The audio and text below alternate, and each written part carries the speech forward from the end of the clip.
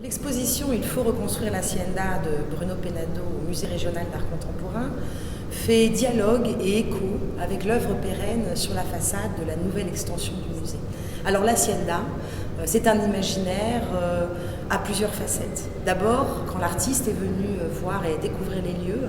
tout le périmètre de ce musée, avec ses arches, lui a fait penser à une hacienda espagnole, c'est-à-dire cet espace agricole dans lequel les gens travaillaient, mais vivaient, où il y avait aussi l'espace du bal, donc était un vrai espace transversal et d'utopie et d'autogestion. Et puis cette hacienda, c'est également un texte manifeste des années 50 d'un situationniste russe qui s'appelle Ivan Shcheglov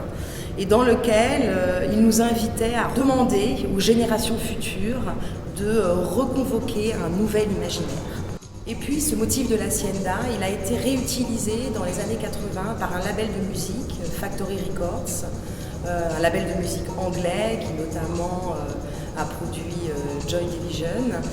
afin de créer une boîte de nuit qui sera une boîte de nuit mythique, qui s'appellera donc l'Hacienda, et dans laquelle, pendant des années, va fleurir toute une nouvelle génération, et notamment le début de toute la scène house anglaise, et dans laquelle des musiciens, des graphistes, des plasticiens vont créer un véritable espace de rencontres, de dialogue, d'échanges et de fêtes. Et puis, plus on s'avance dans les salles de cette exposition, plus, je dirais, le rapport à l'intime est exposé par Bruno Penado et notamment par une très belle nouvelle série de peintures. Bruno Penado, c'est quelqu'un qui est originaire de Montpellier, quelqu'un qui a fait ses études à l'école d'art et qui très tôt a côtoyé les artistes de support surface. Et finalement, à la fois cette lumière très particulière du Sud, ces souvenirs d'enfance sur l'étang de Thau, près de Sète, ces étendues de paysages, mais également tout ce que lui ont apporté ces artistes de support surface, ont été pour lui un déclencheur de cette grande série de peintures qui parcourt toutes les salles de l'exposition. Et puis dans cette salle dans laquelle nous sommes,